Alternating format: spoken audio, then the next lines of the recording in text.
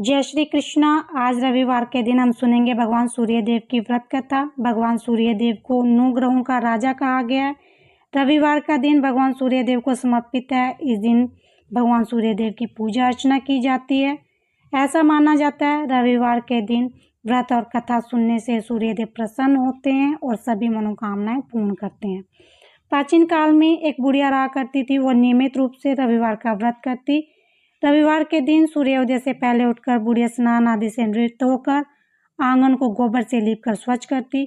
उसके बाद सूर्य भगवान की पूजा करते हुए रविवार की व्रत कथा सुन सूर्य भगवान को भोग लगाकर दिन में एक समय भोजन करती। सूर्य भगवान की अनुकंपा से बुढ़िया को किसी प्रकार की चिंता कष्ट न था। धीरे धीरे उसका धन धान्य से भर रहा था। उस बुढ़िया को सुखी होता देख उसकी पड़ोसन उससे जलने लगी।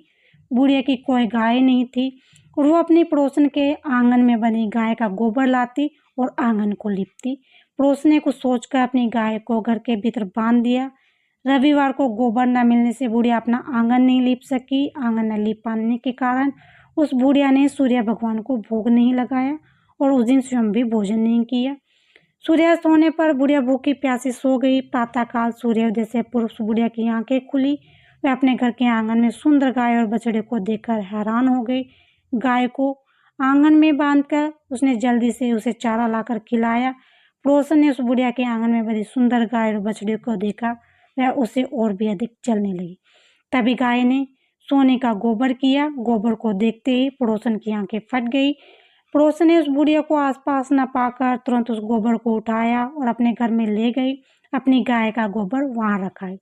सोने के गोबर से पड़ोसन कुछ ही दिनों में धनवान हो गई। प्रतिदिन सूर्य उदय से पूर्व सोने का गोबर किया करती थी और बुढ़िया के उठने से पहले पड़ोसन उस गोबर को उठाकर लाती और अपनी गाय का गोबर वहां रखाती।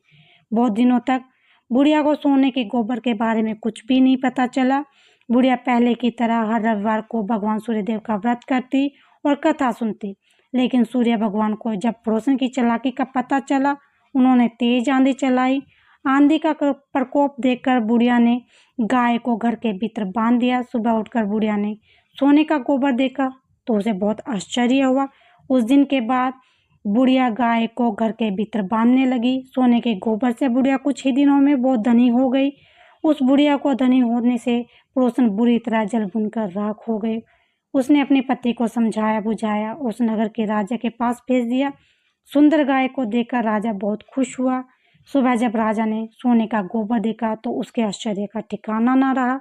उधर सूर्य भगवान को भूखी प्यासी बुढ़िया को इस तरह प्रार्थना करते देख उस पर करुणा आ गई। उसी रात सूर्य भगवान ने राजा को स्वप्न में कहा, राजन, बुढ़िया की गाय व बछड़ा तुरंत लौटा दो, नहीं तो तुम पर विपत्तियों का पहाड़ टूट पड़ेगा, तुम्हारा महल नष्ट हो जाएगा। सूर्य भगवान के स्वप्न से बुरी तरह से भयभीत राजा ने प्रातः उठते ही गाय और बछड़ा बुढ़िया को लौटा दिया। राजा ने वो सारा धन देकर बुढ़िया को अपनी गलती के लिए क्षमा मांगी।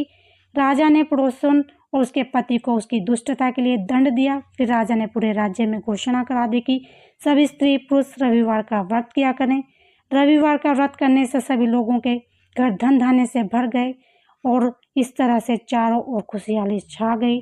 सभी स्त्री पुरुष सुखी जीवन यापन करने लगे। सभी लोगों में शारीरिक कष्ट दूर हो गए। बोलो सूर्य भगवान की जय। इस तरह से सूर्य भगवान सभी की मनोकामनाएं पूर्ण करते हैं। बोल सूर्य भगवान की जय।